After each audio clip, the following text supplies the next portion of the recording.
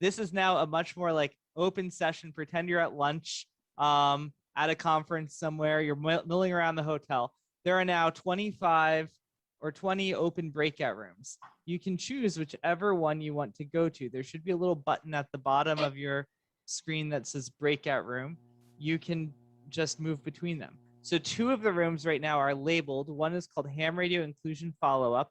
And so that's where Dr. Elizabeth McDonald and Laura Brandt are going to go. And they're curious. They'd like to talk to you more about their ideas that they talked about in their talk yesterday, their newbie perspective, being a lady or a minority or a young person trying to get into amateur radio. They'd like to talk to you about that in the inclusion follow-up room. And Christina, KD8OXT, is leading the Ham Sci Contesting League. That's a continuation of a previous session today. You are free to move around the rooms as you like. Also, there are a whole bunch of empty rooms open. So if you want to talk to someone and have a side conversation with them, you are free to move around to those rooms and just pick an empty room, go to it. If you see someone in a room you want to go talk to, go follow them around. So you can, it's just like being in a regular sort of meeting. And Jason, wave Jason. So Jason's our videographer. He is also going to be able to move around and interview you. And he can be live streaming on YouTube. So if you get interviewed by him, you might end up being on YouTube. He might follow your room around. He's going to try and figure out where he thinks the interesting action is for YouTube. So are all the rooms on YouTube or only the room where Jason is? Only the room where Jason is. Yeah. So we're Nathaniel, as we move forward and approach 1 o'clock, are the poster session rooms going to follow on and become room 3 through N or no? So just before, so probably around like 1:55, or was it right before the poster sessions are supposed to start, which is I think they start. I'm supposed to start talking about them at 1600 UT, I believe. Yeah. Yeah, and so at like 15:55 UT, 5 minutes before that, I will shut down all of the breakout rooms. I'll bring everyone back to the main session. You'll get like a 1-minute warning to wrap everything up or so. So everything will get, yes? It's now 1612 UT. You may have given the wrong times. Oh, yes, I guess I'm sorry. Yes, you're right. So at 16:55 UT, I will shut down all the breakout rooms. Everyone will come back to the main session. I will explain how the iPoster session is going to work. And then I will reopen the breakout rooms. And then on the schedule, breakout room 1 will be breakout room 1, breakout room 2 will be breakout room 2, etc. Okay. So for now, for the next 40 minutes or so, it's a free for all. I shut everything down at 16:55. I close all the breakout rooms. Everyone comes back here. I explain what's happening next. Reopen the breakout rooms. And for this hour, we can choose not to be here. We can go around, right? We can move around. That's right. You can move around. Let me say one thing too. We're live streaming on YouTube right now. Okay. If I'm in your breakout room, then it'll be live. It just follows me around. So if you don't see me, then you're not live stream. But Nathaniel, I think, has asked everyone to record your breakout sessions because after the fact, after today's over, because I can't be in all rooms at the same time. After today's over, I will gather up all those recordings and edit them and put them on YouTube so that they can all be shared with the audience, however y'all want to do that. Jason, this is Phil. I think the particular inclusion session, I think the moderators are suggesting that not necessarily be YouTube. That's fine too. That's no, I mean, that one in particular. Yeah. That's okay. Any of them that you don't want recorded for whatever reason is certainly totally fine. But if you do want them recorded, be sure to record them and we'll be happy to post them later. It's really your choice. Yes. All right. Okay. And if you can announce when you're in the room, Jason, just in case we don't hear you or notice whatever, that'd be awesome. Okay. Yeah. Sure. Sounds good. So maybe we just don't have Jason go to the inclusion room? That might be easiest or something. I don't know. I mean, it just in general, you probably would want to know if you're suddenly on. Well, that's true. Yeah.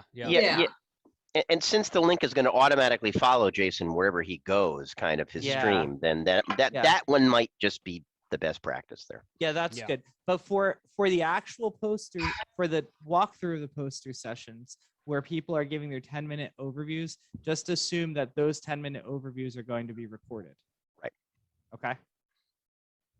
Cool. Those of us who are the session coordinators and the moderators of those rooms have been specifically tasked with recording them. So Yes. it shall be done. they say. And now, and new moderators, if you're not already co-hosts, let me know so I can make you a co-host, because I see there are some people that, like George, I just made you a co-host.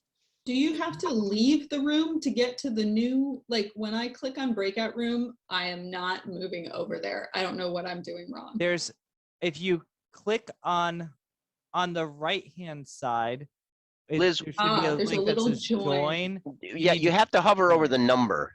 Thank you. I might never have found that. All And right. you can also jump from And- room to room without coming back to the main one. And Lori McCoy, say hi, Lori.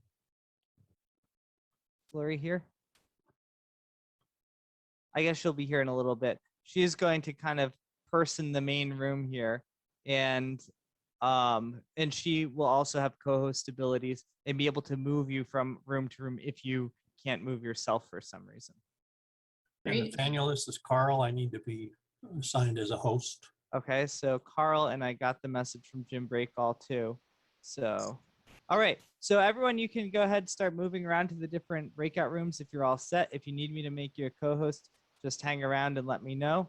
And All right, we're gonna see how this works. Full screen. Thanks for joining. Hey, how are you? Pretty good. I don't know that we got much going on in here just yet, although it looks like people are turning up.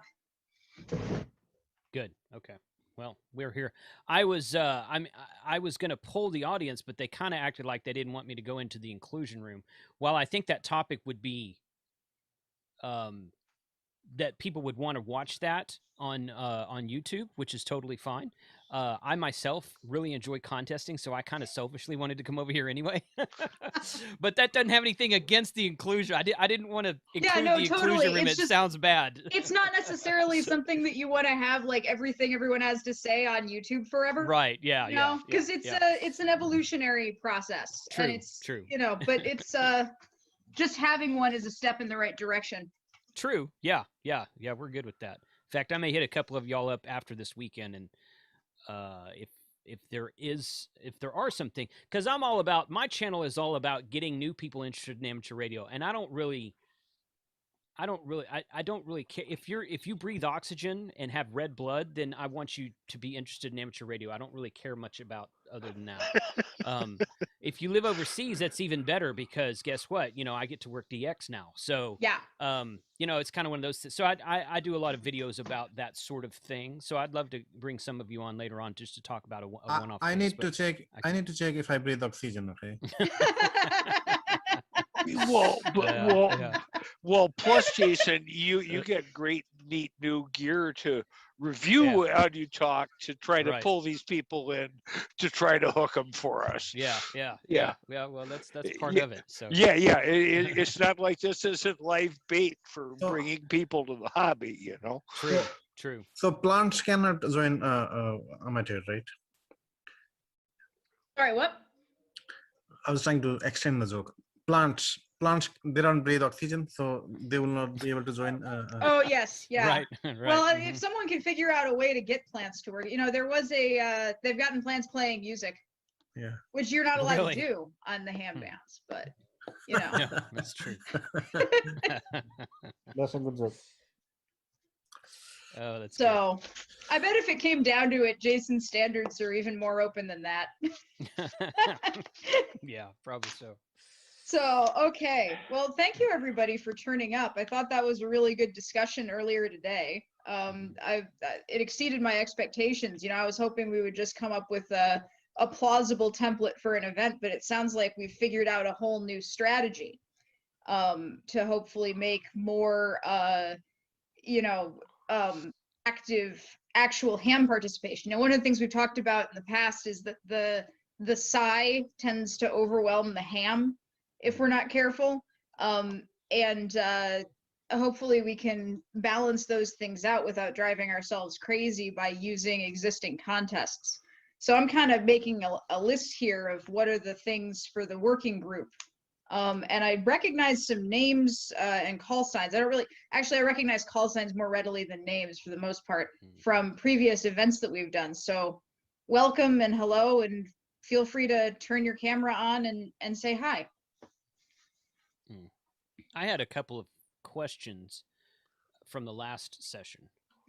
I missed the first 5 or 10 minutes, but I caught most. I heard your intro, and then I had to step out of the shack for a minute and come back, and so I missed about 10 minutes of it. Is it necessary that you want to do a contest, or would a special event be more applicable to what you're trying to do? I think anything that's radio sport and generates data, because one of the things about it, Gareth was talking about the Golden Years Project, which was a thing where he had folks who were good at CW help him sort out what some of the signals were that he was picking up. And it was very cool. And he did eventually, everything on that list has managed to get a publication, but like, for comparison, the Festival of Frequency Measurement, which was one full day of tying up people's radios, we did that in October of 2019. The paper on it is up on IEEE now, but it's getting printed next month. So that's kind of the time constant that you're working with. And it's like, if I'm going to tie up somebody's radio for that long, I want them to have more fun than that. Sure. I'm not just, I don't just want to be borrowing your stuff in order to get my data. I would like ideally for it to be a plausible game. And so, I wanted to be careful in the presentation, because sometimes if you say field day is a contest, them's fighting words in the contesting community, because it very much is not, but it does have the elements of contesting that are important for science campaigns are still present in other forms of radio sport as well. So I think contesting league sounds pretty good. We could go with radio sport league. I don't know. Ham site broadly. I don't know that the thing that made me think about that is, a couple of things. We've got the KA6 LMS special event coming up next week. And I've met with those guys 2 or 3 times, and they're insistent that this is a special event, not a contest, because you can use the work bands on a special event. You're not supposed to use them 12 and 17 meters on a contest. So if you were to designate it as not a if you're not going to keep score other than just saying, hey, yes, we contacted this station, then it might be there's some wiggle room in there, I guess is my point. So you could kind of do it either way. You might even be able to do both. You might be able to say, okay, this time we're going to do contests. We're going to keep score. We're going to tally our totals and submit logs, and then the next one, we're just going to do like a worked all these stations. You designate a number of stations, half dozen or so, say worked all these stations for clean sweep, and then just people around the earth can work you as a special event, and then you don't have, and then you can go anywhere you want to. So that was just something that kind of struck me. The other thing is that Nathaniel's idea of having the directional antennas, I think, is great. Someone had mentioned the fact that people may not be able to turn their antennas at home, which is very true. But we have seen, and this is something I'm pretty familiar with, we have seen a huge influx of the number of people activating Parks on the Air, and Summits on the Air also, but mostly Parks on the Air because it's so easy to do. And a lot of these folks who do that do it because they can't put up an antenna at home at all because of HOA restrictions, or they live in an apartment or something like this. So I don't think it would be very hard if you were to announce it advertise it, say, this is what we want to do, to say, okay, go to a park, go to a field somewhere, go wherever you feel comfortable setting up, and put up a dipole that points north or points west or points whatever, however you want to do that. I think you probably get a lot of people participating in something like that, because I'm not a professional contester. I do enjoy it very much, but I'm not done as long as some people have. But I've never heard of a contest where they say, okay, everybody point north. Yeah. I was like, I've never heard of that. I was like, that's an interesting idea. So Anyway, those were my 2 thoughts after listening to your presentation. So I just wanted to make sure I heard that correctly and see what you had to say. One person I kind of wish I could run these thoughts by right now is Tim Duffy. I'm gonna have to talk to him, Yeah. K3LR, with his, Mhm. legendary antenna Mhm. farm and the like facility for sleeping the contesters who come in to contest at his shack and everything. Right. Because that is contesting as an industry, what he does. And there is a wonderful contesting culture that I really am excited to tap into here a little bit. So I'm kind of thinking, let me just run this by you guys as like a general envelope for what this particular sub-project would be doing. I'm thinking we should convene a working group, as Phil suggested, and then over kind of the next year, put together, a plan for what contests we might pick up on in 2022. So that by the time we get back together for HamSci 2022, it's like, okay, here's the next year's contest calendar, and here's all of the contests that HamSci will be collecting points for. Here's the HamSci leaderboard, and basically take a year and set up the rules. And while we're at it, probably we're going to want to do on the science side grant applications and say, okay, we need to have analysis time blocked off for to get college students to do some of the analysis, to cover publication fees, because for folks who don't spend their time in the crazy world of scientific publishing, the way that it works is you write a paper and then you pay somebody money to print your paper, but only if they like your paper. And then they print your paper. And if you want other people to be able to read your paper, you have to pay them more money. Then other people pay money to get your paper, but you don't get any of that money. You just get sort of imaginary points. And if you get enough points, you get to keep your job. And that's how academic publishing works. And so one thing that's very important on the science side is if you're going to try to turn something into scientific publications, and that's sort of what this is supposed to be, right? Is it's a machine for turning interesting things with ham radio into peer-reviewed science. We're going to need to make sure that there's actual resources set aside. So I think maybe a year to bring this thing, up to being a structure might be a good way to go. Although I'm open to it if people think, okay, bring in the IT group. This would be a great big data set. Yeah. I've got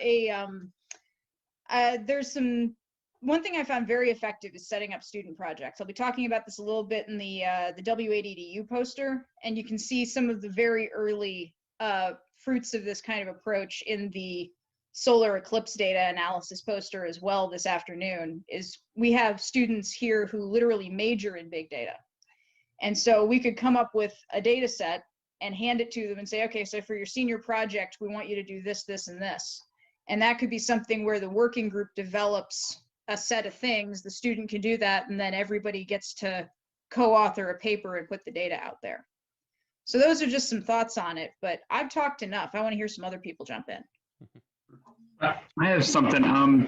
I participate every year with West Point Station in a Mars competition called Noble Skywave, and I missed the first part of your thing, so if this is already talked about, then that's just let me know. But they run it almost like a capture the flag event where you see your score, and there's a scoreboard that's live, so every time you make a contact, and it updates, and all of a sudden you can see where you're at. And I think if you run this and you get people who can figure out the visualizations, it would be cool to have something like kind of like SatNogs, where you have a live scoreboard, then you have a live map, and then you could, once the algorithms and the thought process has been put in, you can build live visualizations, which I would say of all the competitions I've done in like ham radio, like where you wait, like you were saying, the Noble Skywave one's the one I always look forward to, just because the points calculate right then, and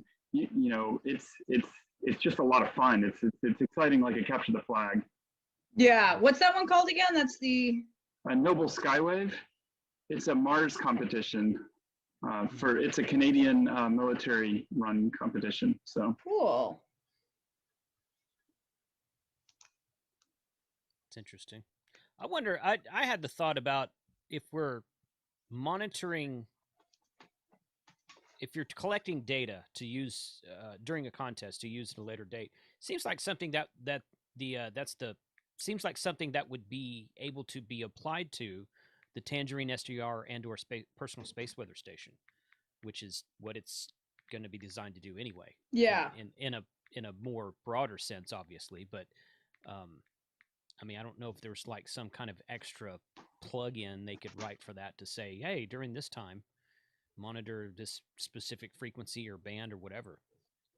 Well, one thing we have talked about is kind of having some telecommand of the network, so that there would be, you know, it's very common to have a bigger opening at the top of your data funnel than you can actually get back. In any sort of scientific data collection, it's like a motivating problem in space communications, for example.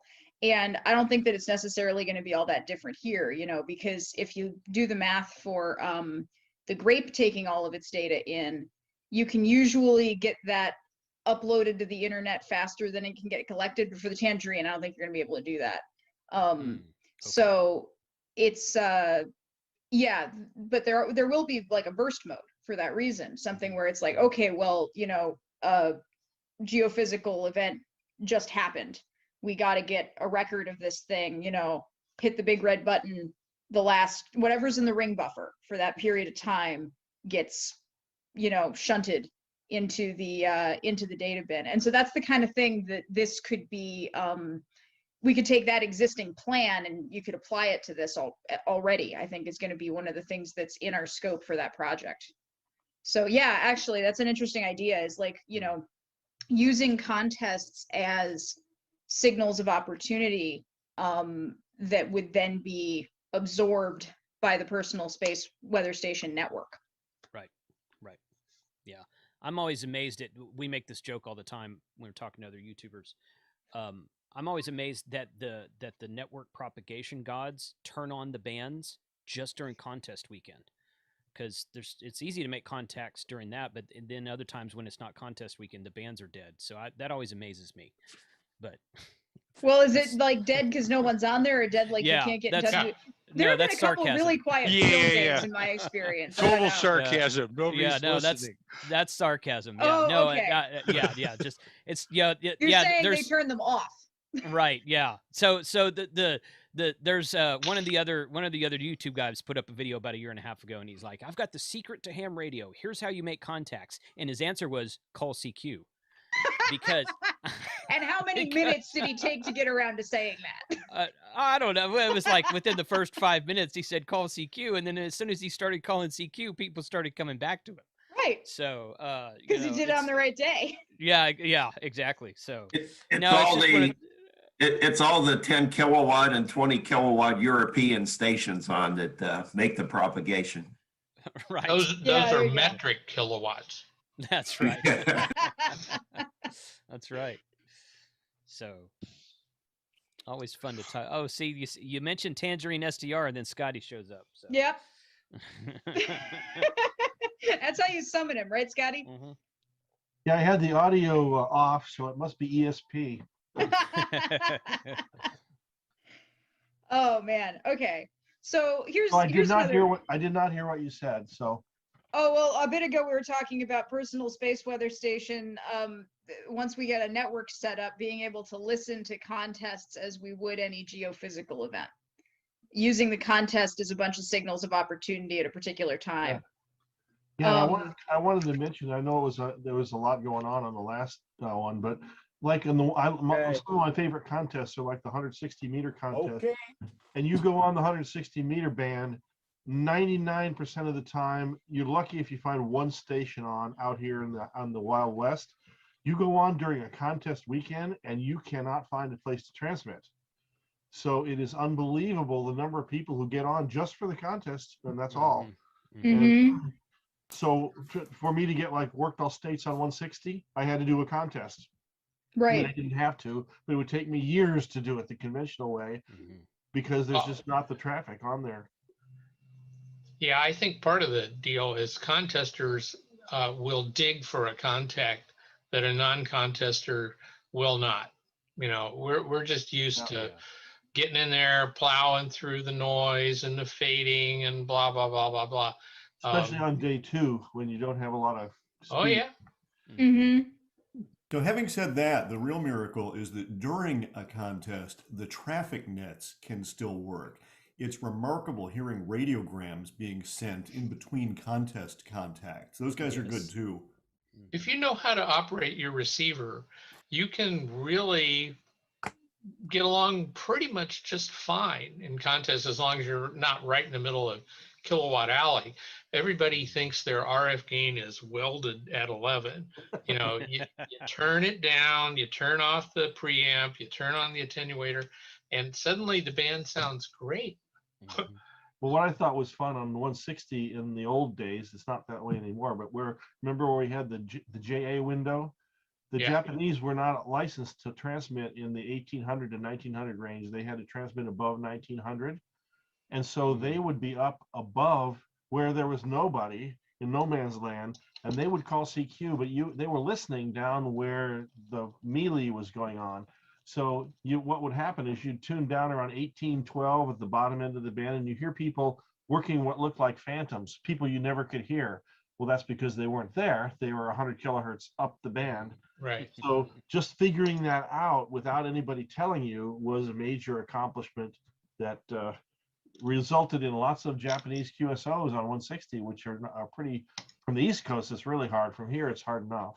I remember when I worked my first split contact with a guy in Africa, and it was like, you know, if I hadn't had somebody to explain to me how that was supposed to work, The I would have been novice band mystified. used to be like that. The rules for novices was that your transmitter had to be crystal controlled, and anybody only had a couple of crystals. So you'd call CQ and tune up and down the 50 kilohertz wide novice band looking for responses. Yeah, or the 150 kilohertz wide novice band on 15. Remember 15? I never was on 15 as a novice. So well, my problem was I was on 15 as a novice, and I ordered my crystals before I'd ever turned the receiver on. Okay, because I got my license, and I said, well, okay, how about 21,189? That's about the middle of the band. Well, come to find out that all the novices are clustered around 21,100. So I'm like 70 kilohertz above everyone else. So I'm up here calling CQ, and nobody even tunes that far up to listen to me. So I had a heck of a time. And it turns out that some South American SSB stations like 21,189. So I had SSB interference, and I had nobody tuning up to listen to me. So it was. And let me Excuse guess, me, which breakout room is this? They're not named but not numbered. Oh, this is the contesting one. I think, are you looking for a number? Well, wherever I think it was going to be, maybe Veronica was going to give a poster about. No, that's not yet. So Yeah. at 12:55 Eastern time, we'll come back to the main session. Then Okay. breakout rooms will be renamed according to the poster sessions, and we'll split out to those, plus a plethora of other for random conversation. Okay. Yeah. Thanks. So hang with us if you want, or don't, nothing personal, you know, and then that'll happen at 1. and Scotty, let me guess, you still have that crystal, don't you? I do. Yeah, I thought so. I still have my 7162 kilohertz crystal. That was my 40 meter one. That's in the middle of the phone band now, isn't it? That's correct. The novice, I even the have novice one band single moved crystal. before the novice went away. One? 7165. I had that one crystal. That's all I ever had. That's all I have. Yeah, is you- 7162. I only ever had one novice contact.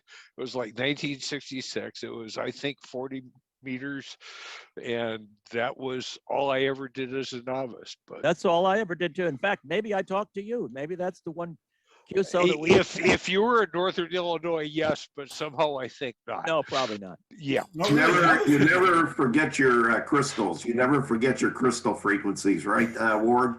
No, I got to tell you this. they're burned in. They're burned in. I got to Well, tell it's burned into my logbook, which you had to keep religiously at that time. I got to I tell you don't know. about I the had field fun as a day. novice. I had a 15-watt transmitter. I was on 40 meter CW. I made hundreds of contacts. I have a bunch of QSL cards from back then. That was 1970 to 72. I had that license. Well, in field day 2006, I went back east to Maryland to visit my buddy, and we were going to do field day, just us, like an old. I didn't realize this at the time. I show up at his place. He lived on 2 acres, he had put up a AB-105 rocket launcher in his backyard. In his shed, he'd opened the big roll-up door and he set a table up there, and he had a crystal controlled transmitter and a Drake 2C receiver and a board with a bunch of holes drilled in it with a bunch of crystals. And he said, we're going to do field day like it was 1969 again. And we did crystal controlled field day with a crystal controlled transmitter where you have to put the crystal in, turn the spot on, tune the receiver there, and then listen to see if the frequency is clear before you can actually send CQ. And amazingly enough, we made 100 QSOs doing it that way. And it was Still just got a it. real throwback to the old days of, you know, none of this 2000 QSO nonsense where you just go click and you make another QSO. You got to work for each one. But it was really fun. So it was, and outside, no air conditioning, bugs everywhere, you know. Yeah. And not the mechanical kind either, the kind that bite. Or nor the software kind, but those bite too. But you know, and on the general concept of contesting, so I came back to the hobby again in 2004 and was quickly relicensed through the whole hierarchy. Something about still having an element 1 credit standing around. And what I decided to use technology and try to pursue contacts. And as a little gun station, you know, 100 watts wires, a sky loop, 80-meter sky loop about 20 meters above ground, and using the spotting networks and working contests, it was pretty easy to get, you know, like 275 DXCC entities overall. So certainly gamifying around that and the ability to use, you know, spotting networks to see if you can hear particular stations of interest or other defined targets of opportunity. But you had a transceiver, right? Yes. Yeah, that was the In the modern era, yes, I had a click tunable transceiver, so it's totally easy to do stock and pounce off DX cluster spotting. But transceivers really didn't come into mainstream use until early 70s, maybe. Totally. You could get totally. them, but they were not common. And I remember all of mine were splits. And oh man, if you had a big signal and you had splits, it was easy because you just sat on one frequency and called and they came to you. But if you had to do search and pounce and tune each station individually, without a spotting network, you'd be clueless because you wouldn't know potentially where to go at all. Well, you'd listen first, you tune up the band, but then when you found the guy you wanted to talk to, then you had to tune your transmitter to that frequency before you could call him. And by then he was probably working someone else, which means you had to sit there and wait until he was done with that guy. Or maybe he just quit and moved somewhere else and you never heard from him again. Right. Well, and it's very much like and working who near had a DX pan today. adapter? Yeah. Who had a pan adapter to even know? What's a pan Yeah, adapter? Somebody exactly. had that. Yeah, we knew the concept, but none of us had one. Now it's the rare ham who doesn't have one or more available to them. This has become the vintage contesting chat. Yeah, really. Yes. Well, Yeah, this is degenerating into I had to contest both directions in the snow. Uphill both ways. Uphill both ways. What? Uphill. You had a transmitter? And I had to pedal my bike to generate the power to get Well, no, you had to pedal the bike to earn the money to buy your transmitter. Okay, the pedaling the bike, that was a cover of QST in '74. That was the year of the fuel crisis. And Oh, gosh. QST that Oh, he's ARRL not even had kidding. a natural power credit. So the winner of that was somebody who had put a block of wood on a tree stump, taken the front wheel off a bicycle, had the rear wheel driving an automobile alternator, and made a couple of contacts. Well, that was- and there it is, right? You know, the rules of the contest Yeah, that's driving exactly the right. behavior.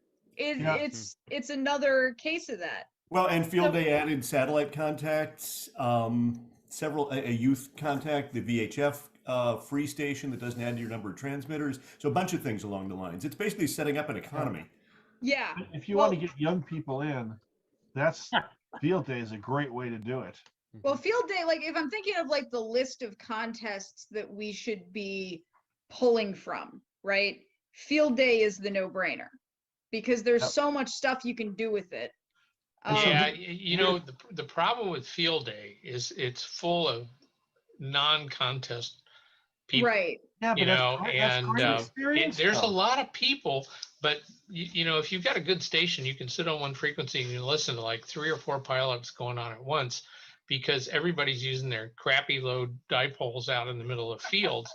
And if you want coverage, you need to get into like the big continent-wide intercontinental contest, and they're out there. And- Well, so and- what would be a good first contest for us to piggyback on? If we were to say, okay, work this contest, point your antenna north the whole time.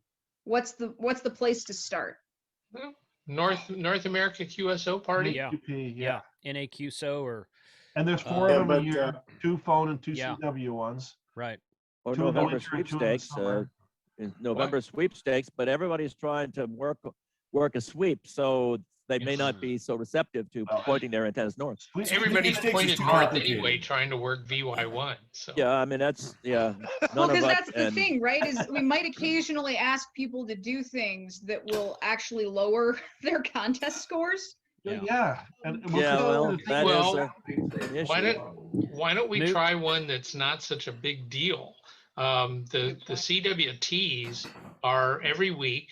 There's no records and all that kind of stuff that goes along with it, and you could work with the CW Ops group and say, hey, we'd like to try an experiment. Would you guys like to play some week? And there are 3 sessions, 1 in the morning, 1 in the afternoon, 1 in the evening, and say, we'd like to just give this a try. Would you guys like to dedicate 1 week to a science experiment? It's quite possible. They have cooperated with School Club Roundup. I let them know that School Club Roundup was going on for their Wednesday morning one. Would they give the full School Club Roundup exchanges? And they were pretty good about it. I don't recommend sweepstakes. The exchange is complicated exchange and is it's too only long. 1 contact per station per contest. It's not 1 station per band. Yeah, Well, I guess ideally we're looking for something that's like not, you want experienced contesters, but you want them to not be trying too hard, which is a little bit tricky to thread the needle there. That's field day. That's So field so day. forget the CQ contest, for example. Well, here's what we've done is we do field day and then we get our Explore Post kids all excited about contesting. And then they say, well, what can we do next? Well, NAQP is perfect because it comes up like in July. So it follows field day and they're still excited about it. And if you wait till even November, it's too late really. Right, people have like gotten interested in soccer by then or something, Yeah, or yeah. chess or And- some, and- or, My So opinion, here's if you want a contest that has tons of people. Okay, so here's an idea. I've got an idea. What do you got? So I asked originally, this is before some of y'all joined, I asked originally if we're sure we want to make it a contest and not a special event, which regardless of what the answer is to that, Parks on the Air, those people are great to work with. They're always willing to try, and this is a 365 a day per year contest, if you will, okay? But if you've never operated POTA, go out to a park, point your antenna whichever direction you want to point it, and start calling CQ Parks on the Air. You become the DX. You become the station that everybody wants to work. You become the guy working the pileup on the end of the. So I guess it then really everybody's- becomes is what do you want to accomplish with the contest? Right, exactly. You want to include non-amateurs and get them to listen to the amateurs who are working the contest? Do you want to include the amateurs who are working the contest, in which case their score might decrease because if they're doing something specific like aiming their antenna some funny way?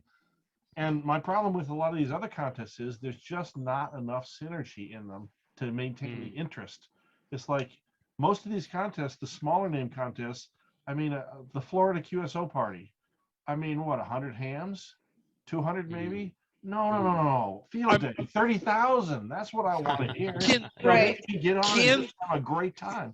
Yeah. Is it possible to get access, anonymous log access to like the CQ contests and stuff like that, to be able to scrape and process the data retroactively? I mean, other than that, I think it either needs to be a special event, or if it's part of a contest, that there's some specific contest bonus for participating, so the cost and contest points otherwise for participating is mitigated. But that's kind of what the question is. What's the target?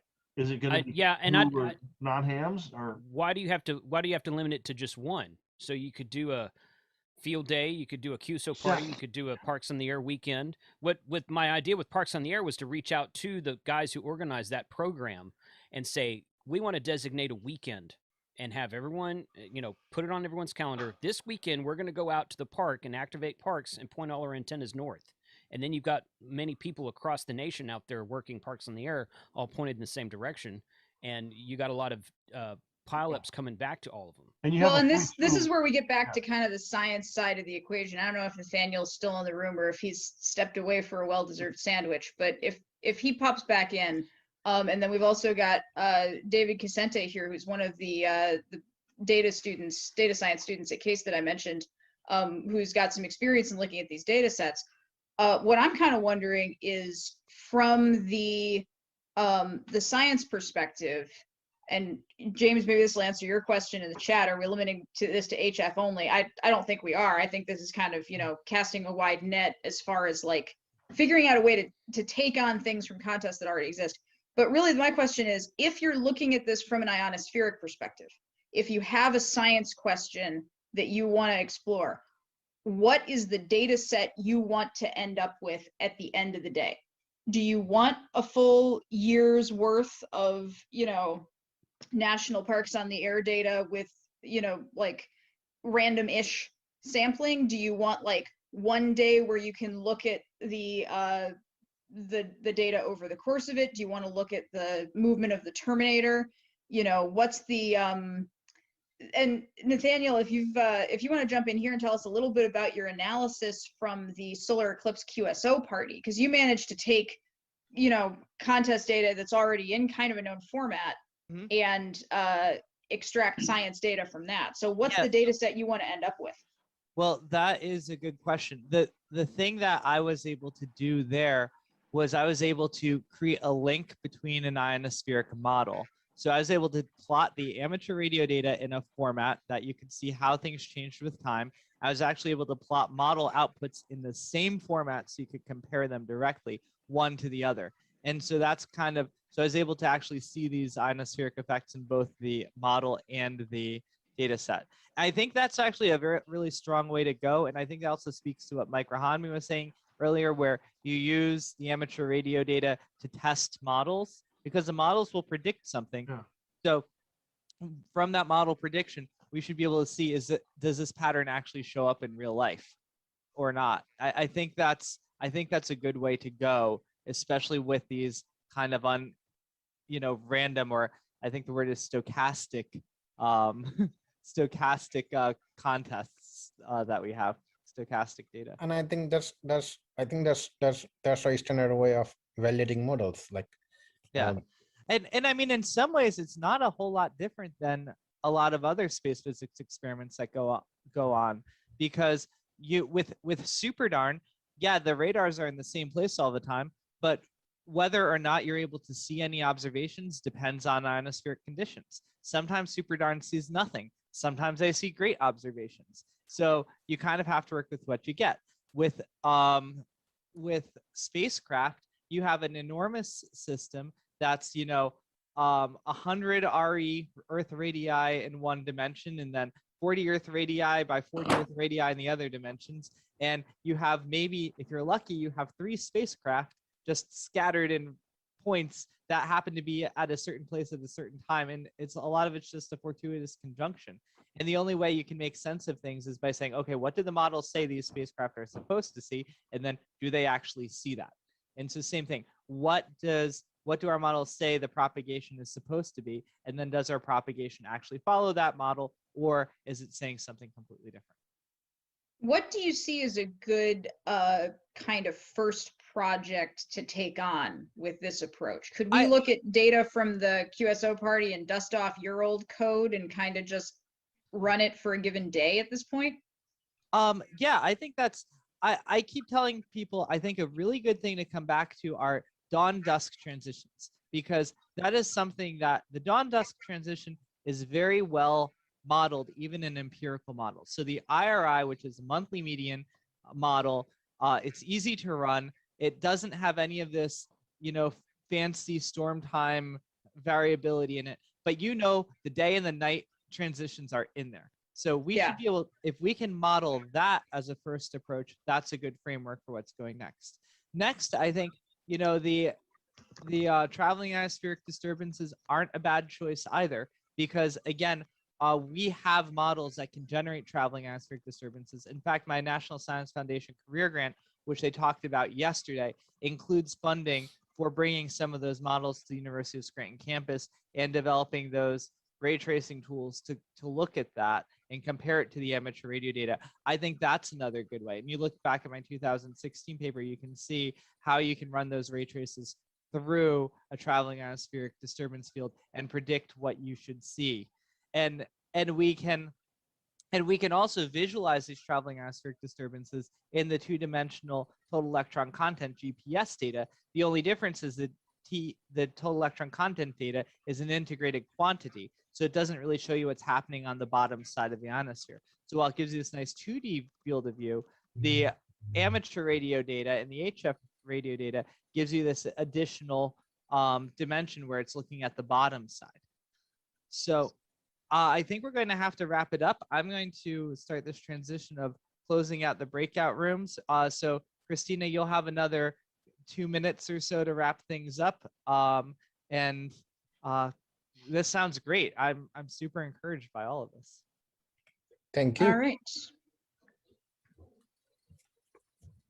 Well, what I'm going to say is if you go again, I'll just stick this in the chat for the current landing page.